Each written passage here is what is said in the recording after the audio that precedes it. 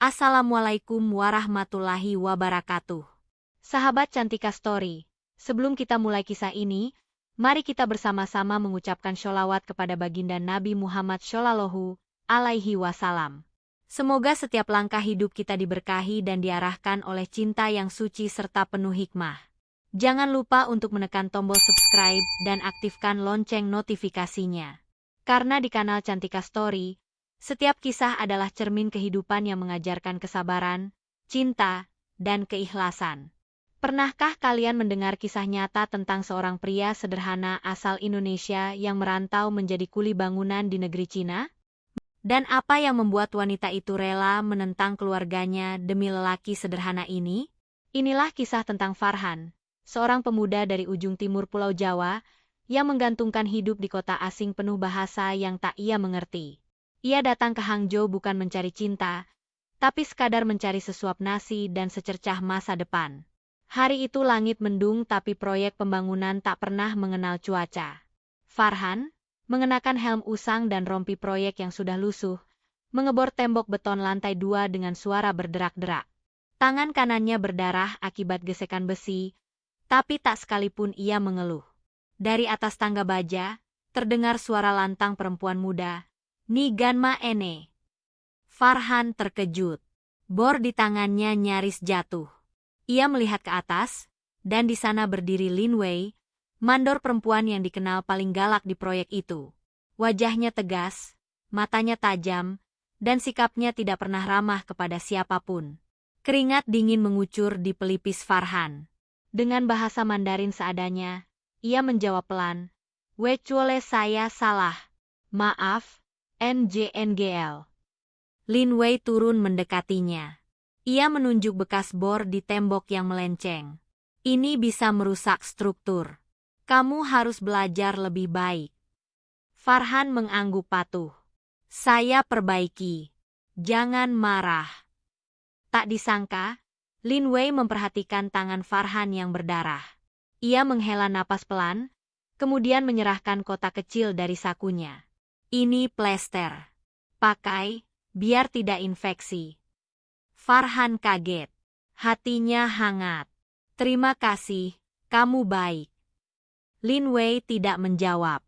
Ia hanya berbalik cepat, seolah malu pada kebaikan kecil yang baru saja ia tunjukkan. Dan saat itu, di tengah denting logam dan debu semen, ada sesuatu yang diam-diam berubah. Farhan bukan siapa-siapa. Ia hanya buruh yang bahkan tak lancar bicara. Tapi Lin Wei mulai merasa, lelaki itu berbeda.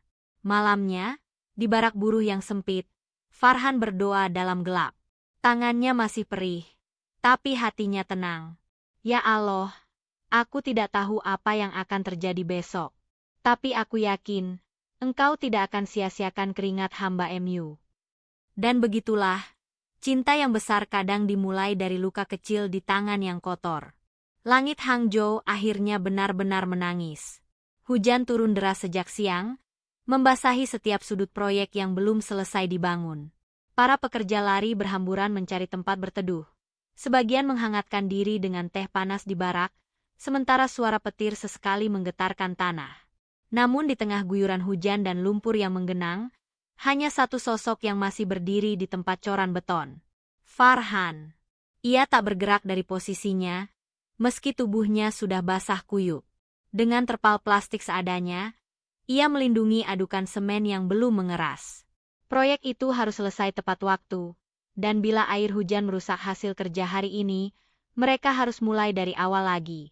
Dari kejauhan, Lin Wei memperhatikan dari balik jendela pos pengawas. Keningnya berkerut. Pikirannya kalut. Apa yang dia lakukan?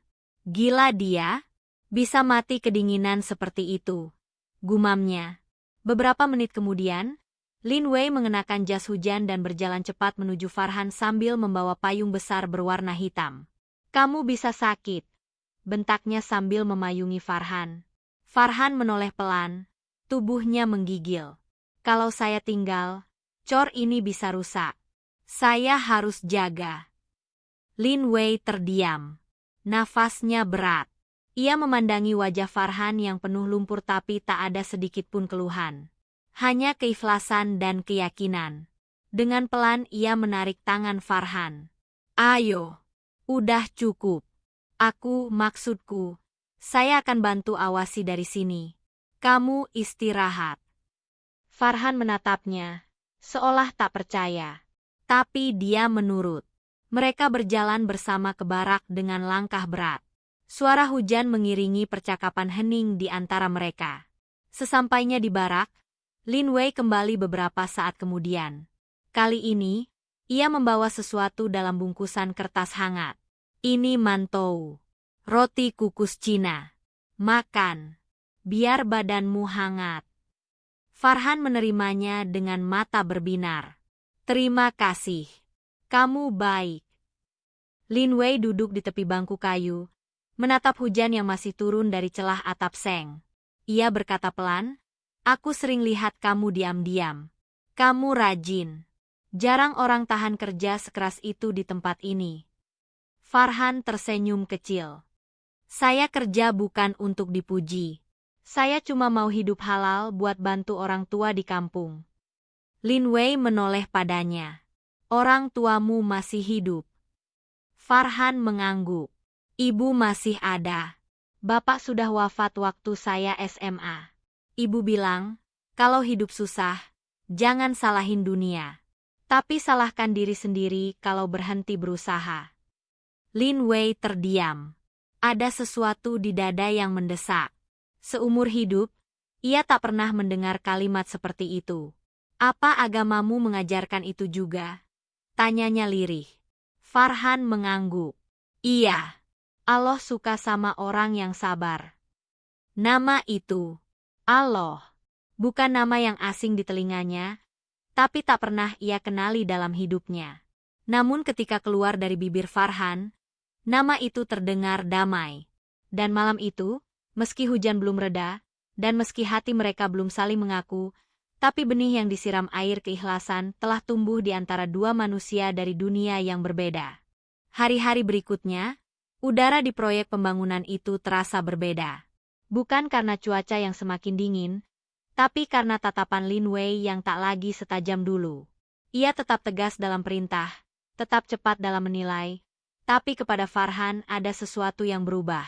Jika sebelumnya ia hanya memanggil Farhan untuk memarahi atau menegur, kini ia sering berdiri di dekatnya, mengamati cara kerjanya, dan sesekali bertanya, "Kamu capek enggak?" Atau, "Hari ini tidur cukup?" Farhan menyadari hal itu, tapi ia memilih diam. Ia tahu tempatnya. Ia hanya kuli. Ia tak ingin menaruh harapan pada wanita yang begitu tinggi kedudukannya.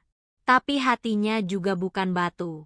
Dan setiap kali Lin Wei berdiri terlalu dekat, jantungnya berdetak lebih cepat. Suatu siang saat istirahat makan, Lin Wei menghampirinya dengan 2 mangkuk mie panas. Ini dari rumah. Aku buat sendiri. Cobain. Farhan terkejut. Wah, kamu masak sendiri. Lin Wei tertawa kecil. Aku bukan cuma bisa marah, tahu. Farhan menyeruput mie itu perlahan. Enak. Rasanya kayak masakan ibu saya. Lin Wei tersenyum. Ibumu pasti wanita hebat. Dia berhasil didik kamu jadi lelaki baik. Sunyi beberapa saat. Hanya suara sendok dan tawa kecil dari pekerja lain yang terdengar. Aku mau tanya, Farhan, ucap Lin Wei tiba-tiba. Iya. Apa kamu tidak pernah merasa rendah diri kerja seperti ini? Farhan mengangkat wajahnya. Kenapa harus merasa rendah? Saya lebih bangga kerja jadi kuli daripada hidup mewah tapi dari uang haram. Mata Lin Wei berkaca-kaca. Kalimat itu menampar hatinya. Ia hidup berkecukupan, gaji tinggi, tapi kosong. Tidak seperti lelaki di depannya, yang punya sedikit tapi cukup untuk membuatnya iri. Hari itu, Lin Wei kembali ke apartemennya dengan perasaan campur aduk. Ia duduk di depan cermin, memandangi wajahnya sendiri. Wanita 27 tahun, sukses secara materi, tapi belum pernah merasa dicintai dengan tulus. Di sisi lain, Farhan berdoa seperti biasa di ujung ranjang baraknya. Tapi malam itu, doanya lebih lama dari biasanya. Ia berkata pelan, Ya Allah, kalau rasa ini ujian, beri aku kekuatan. Tapi kalau ini petunjuk, jangan biarkan aku buta melihatnya. Keesokan harinya, saat proyek sudah mulai tenang dan matahari condong ke barat, Lin Wei berdiri di lantai atas bangunan. Ia melihat Farhan dari kejauhan, sedang memanggul semen sendirian, dengan pundak penuh beban dan wajah yang tetap tenang. Tanpa sadar, Lin Wei memegang dadanya sendiri. Jantungnya berdetak cepat. Ada ketakutan di sana. Takut kalau lelaki itu tiba-tiba pergi. Takut jika perasaan ini tak pernah sempat ia ungkapkan. Dan sejak hari itu, setiap langkah Lin Wei terasa semakin mendekat ke arah yang tak pernah ia rencanakan sebelumnya. Ke arah yang membuatnya bertanya pada dirinya sendiri. Apakah aku jatuh cinta pada seorang buruh bangunan? Hari Sabtu datang dengan aroma tanah basah dan semilir angin yang menusuk tulang. Proyek tetap berjalan seperti biasa, namun para pekerja terlihat sedikit lebih santai. Beberapa bersenda gurau, ada yang menyetel musik dari ponsel murah, dan ada pula yang sibuk mencuci baju di selokan samping bangunan. Farhan duduk di bawah pohon kecil di sisi pagar proyek. Tangan kasarnya sibuk membetulkan sandal jepit yang sudah nyaris putus. Di dekatnya, Lin Wei datang tanpa suara, membawa 2 kotak makanan. Kamu masih pakai sandal itu? Tanyanya sambil meletakkan kotak makanan di sebelah Farhan. Farhan menoleh, lalu tersenyum. Masih bisa dipakai. Yang penting kaki saya nggak luka. Lin Wei duduk di sebelahnya, tanpa memedulikan tanah yang becek. Aku bawa makanan khas rumah. Tahu rebus sama telur teh. Farhan tersenyum lebar. Wah, ini favorit saya waktu kerja di Taiwan dulu. Lin Wei terkejut. Kamu pernah kerja di Taiwan? Farhan mengangguk. Dulu. Tapi kontraknya diputus gara-gara pabrik bangkrut. Akhirnya pindah ke sini, coba peruntungan lagi. Mereka makan bersama dalam diam yang nyaman. Tak ada gengsi, tak ada status. Hanya 2 manusia yang mulai saling membuka cerita. Setelah makan, Lin Wei berdiri, memandangi langit yang mulai memerah senja. Lalu, tanpa aba-aba, ia berbalik dan berkata pelan, Farhan, kamu tahu, kadang hidup kita seperti proyek ini. Farhan mengernyit. Maksudnya? Kotor. Penuh debu. Penuh suara berisik dan bentakan. Tapi, kalau sabar dan dikerjakan dengan hati, bangunan ini bisa jadi tempat paling indah. Farhan terdiam. Kalimat itu bukan sekadar perumpamaan. Ia tahu, Lin Wei sedang bicara tentang hatinya. Lin Wei menatapnya dalam-dalam. Aku sudah terlalu lama hidup pakai logika. Tapi sekarang, aku mulai belajar pakai hati. Farhan menunduk. Saya takut salah paham. Bukan kamu yang salah paham, jawab Lin Wei lembut. Aku yang mulai jujur. Hari-hari berikutnya, mereka menjadi semakin dekat. Lin Wei mulai sering datang ke barak, kadang membawa obat luka, kadang hanya untuk duduk dan mendengarkan Farhan membaca kitab kecil yang ia simpan di dalam tas. Apa itu? Tanya Lin Wei saat suatu sore. Farhan menjawab, ini terjemahan Al-Quran. Saya baca sedikit-sedikit biar hati tetap kuat. Ajari aku, ucap Lin Wei. Farhan memandangnya dengan kaget. Ajari apa? Ajari aku, bagaimana bisa sabar seperti kamu. Dan ajari aku mengenal Allah, yang kamu sembah itu. Hati Farhan bergetar. Tak pernah terbayang, seorang mandor, perempuan Tionghoa, kaya dan keras kepala, meminta sesuatu yang begitu dalam. Bukan harta, bukan cinta, tapi hidayah. Di bawah langit yang mulai gelap, di antara suara alat berat dan teriakan mandor lainnya, Farhan berkata dengan suara tercekat. Kalau kamu serius, insya Allah saya temani pelan-pelan. Lin Wei mengangguk. Dan di dalam hatinya, ia tahu, untuk pertama kalinya dalam hidup, ia menemukan seseorang yang bukan hanya bisa ia cintai, tapi juga bisa menuntunnya pulang ke cahaya. Musim dingin datang lebih cepat dari tahun-tahun sebelumnya. Kabut turun setiap pagi, dan udara Hangzhou menjadi lebih menggigit. Namun justru di tengah musim yang beku itu, Perasaan di antara Farhan dan Lin Wei semakin hangat. Hari demi hari, Lin Wei mulai datang lebih awal ke proyek, bukan hanya untuk memeriksa material bangunan, tapi untuk bisa menyapa Farhan sebelum ia memulai hari. Sementara Farhan, kini tak lagi canggung menyambut kehadirannya. Mereka sering terlihat duduk bersama saat istirahat, kadang membahas pekerjaan, kadang hanya saling diam menikmati keheningan. Namun tidak semua mata memandang mereka dengan ramah. Beberapa rekan kerja Farhan mulai berbisik-bisik. Ada yang iri, ada yang mengejek, bahkan ada yang terang-terangan berkata, "Hei Farhan, hati-hati nanti dibuang setelah bosan. Kamu cuma kuli." Farhan menunduk. Ia tidak menjawab. Tapi Lin Wei yang mendengar dari jauh langsung melangkah mendekat dan menatap si pengejek dengan tajam. "Kalau kalian pikir dia hanya buruh biasa, maka kalian tidak pernah melihat lelaki sejati. Dia lebih jujur, lebih pekerja keras, dan lebih mulia dari kalian semua." Semua terdiam. Bahkan suara mesin proyek seperti berhenti beberapa detik. Farhan merasa malu, tapi juga bangga. Malam harinya, di barak, ia menulis di buku kecilnya, "Ya Allah, kalau ini cinta dari MU, jagalah hati kami agar tidak sombong.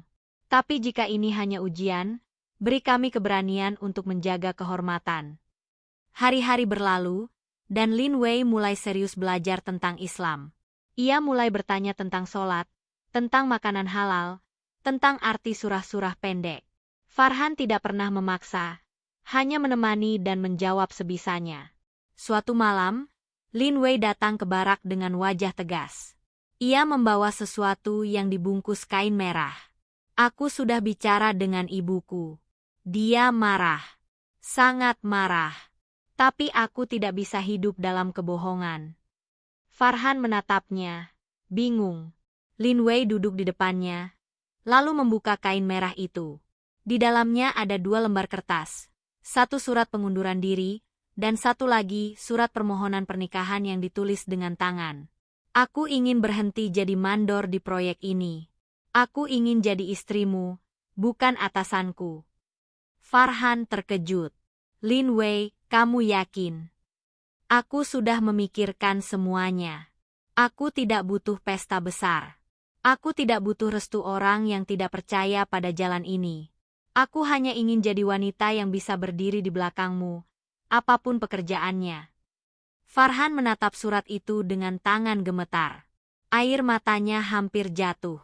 "Aku ini bukan siapa-siapa," bisiknya. "Tapi kamu sudah membuat aku jadi seseorang," jawab Lin Wei sambil memegang tangan Farhan. Dan di tengah udara yang membekukan tulang, 2 hati itu menyatu. Bukan karena kemewahan, bukan karena status, tapi karena cinta yang dibangun di atas kesederhanaan, kejujuran, dan rasa takut kepada Allah. Keesokan harinya, Farhan meminjam pakaian terbaik dari temannya. Ia menulis surat singkat kepada ibunya di kampung. "Ibu, doakan anakmu ini. Dia mungkin menikahi orang yang tak pernah ibu bayangkan. Tapi dia wanita yang ingin belajar mengenal Allah dan ingin ikut sholat bersamaku." Hari itu datang lebih cepat dari yang mereka bayangkan. Di sebuah rumah kecil di pinggiran kota Hangzhou, pernikahan sederhana diselenggarakan hanya dengan beberapa saksi, seorang imam masjid lokal, dan hati yang penuh keyakinan. Farhan mengenakan kemeja putih bersih dan sarung batik kiriman dari ibunya di kampung. Sementara Lin Wei tampil anggun dalam balutan gamis berwarna lembut dan kerudung sederhana yang ia beli sendiri dari toko muslim kecil di kota sebelah. "Apakah kamu siap mengucapkan syahadat?" tanya sang imam dengan suara lembut. Lin Wei mengangguk mantap. Ia menoleh ke Farhan, yang duduk di sebelahnya, dan berkata pelan, "Aku siap." Dengan panduan perlahan, ia mengucapkan kalimat syahadat. Suaranya bergetar, tapi air matanya deras mengalir. Setelah selesai, ia memeluk Al-Quran kecil yang diberikan Farhan sebelumnya. Kemudian ijab kabul berlangsung. Suara Farhan mantap saat mengucapkannya, dan suasana ruangan mendadak haru. Tak ada keramaian, tak ada musik, tapi malaikat-malaikat turun menyaksikan 2 jiwa bersatu di jalan Allah. Setelah akad, Lin Wei meminta sesuatu yang membuat semua terdiam. Aku ingin suamiku mengimami aku sholat 2 rakaat. Sebagai sholat pertama kami, sebagai pasangan yang sah. Farhan terdiam. Tak bisa berkata-kata. Tapi ia berdiri, mengambil air wudhu, dan membentangkan sajadah tipis pemberian temannya. Lin Wei berdiri di belakangnya, dengan wajah penuh damai. Dan untuk pertama kalinya, mereka sujud bersama. Dalam sunyi yang paling dalam. Dalam getar doa yang paling tulus. Usai sholat, Lin Wei menangis di pelukan Farhan. Aku merasa seperti baru lahir. Aku nggak tahu kenapa aku bisa sampai di titik ini. Tapi aku yakin, ini bukan karena kamu saja. Tapi karena Allah telah memegang tanganku melalui dirimu. Farhan tak mampu menahan air matanya. Ia tak pernah menyangka, seorang buruh bangunan dari kampung bisa menjadi imam bagi wanita sekuat dan sepintar Lin Wei. Hari-hari setelah itu berubah. Mereka tinggal di rumah kecil kontrakan. Lin Wei memilih berhenti dari dunia proyek dan mulai membuka toko roti kukus halal. Farhan tetap bekerja di proyek lain, tapi kini ia pulang dengan senyum dan pelukan hangat setiap sore. Mas, panggil Lin Wei suatu pagi, sambil membalik adonan di pengukus. Kamu tahu nggak? Cinta itu, ternyata bukan tentang siapa yang punya segalanya. Tapi siapa yang sanggup kehilangan segalanya demi bersujud bersama. Farhan mendekat, memeluknya dari belakang, dan berbisik. Aku tidak kehilangan apa-apa. Karena Allah kasih aku segalanya dalam dirimu. Dan pagi itu, di antara uap roti kukus dan lantunan zikir kecil, cinta mereka tumbuh bukan di atas kemewahan, tapi di atas sujud dan sabar yang tak pernah lelah mencari ridho Allah. 2 bulan berlalu sejak pernikahan sederhana mereka. Toko roti halal milik Lin Wei makin ramai. Pelanggan dari komunitas muslim mulai berdatangan, dan beberapa tetangga Tionghoa pun ikut mencoba. Karena aroma dan senyum ramah Lin Wei membuat semua orang betah mampir. Namun seperti pohon yang tumbuh tinggi, angin ujian mulai datang menggoyahkan. Suatu pagi, ketika Lin Wei baru saja menata roti di rak, sebuah mobil hitam berhenti di depan toko. Keluar dari sana, seorang wanita parubaya dengan mantel tebal dan raut wajah keras, ibunya Lin Wei. Lin, kau ada di dalam? Suaranya tajam dan menusuk. Lin Wei mendekat dengan wajah gugup. Mama, kenapa datang tiba-tiba? Wanita itu masuk tanpa melepas sepatunya. Matanya langsung menyapu ruangan kecil toko. Jadi ini hidup yang kau pilih? Tinggal di rumah sempit, jualan roti, dan bersujud di lantai. Farhan keluar dari dapur kecil, mencoba tersenyum dan menyapa. Selamat pagi, Tante. Ibunya Lin Wei memandangnya sinis. Kau yang membuat anakku lupa asalnya. Dia itu lulusan universitas terbaik di Shanghai, calon insinyur besar. Tapi sekarang, jadi istri buruh bangunan. Lin Wei berdiri di depan Farhan, melindunginya. Mama, ini bukan karena dia. Ini pilihanku. Aku bahagia sekarang. Dan aku mengenal Allah, mengenal Islam, karena kebaikan dan kesabaran Farhan. Agama? Bentak ibunya. Kau memilih agama mereka daripada keluarga sendiri. Lin Wei menunduk. Mama, aku tidak pernah membenci keluarga. Tapi aku mencintai kebenaran. Dan aku menemukan itu di dalam Islam. Suasana memanas. Farhan tetap diam. Matanya tertunduk. Tapi dadanya bergetar. Ia tak ingin menjadi alasan pecahnya hubungan ibu dan anak. Dengan suara tenang ia berkata, Tante, kalau saya adalah penyebab luka di hati ibu, saya mohon maaf. Saya bukan siapa-siapa. Tapi saya mencintai Lin Wei dengan cara yang Allah ajarkan. Melindungi, memuliakan, dan menuntunnya. Bukan merusak. Ibu Lin Wei memandang tajam, lalu berkata dengan dingin, kalau kau laki-laki sejati, lepaskan dia. Biarkan dia kembali ke keluarganya. Lin Wei menangis. Ia menggenggam tangan Farhan erat. Mas, jangan dengarkan Mama. Aku tidak akan pergi. Farhan diam beberapa saat. Lalu berkata dengan lembut, saya tidak akan pernah memaksa kamu untuk memilih. Tapi saya percaya Allah tidak mempertemukan kita untuk kemudian saling meninggalkan. Ibunya Lin Wei berbalik pergi. Tapi sebelum masuk ke mobil, ia menoleh dan berkata, "Aku akan kembali. Dan saat itu, kamu harus sudah sadar, Lin. Kamu bukan milik dunia mereka." Mobil itu melaju, meninggalkan debu dan perasaan campur aduk di hati Lin Wei. Ia bersandar di dinding toko, menangis perlahan. Farhan duduk di sampingnya, memeluknya sambil berbisik. Kadang cinta diuji bukan untuk diragukan, tapi untuk diperkuat.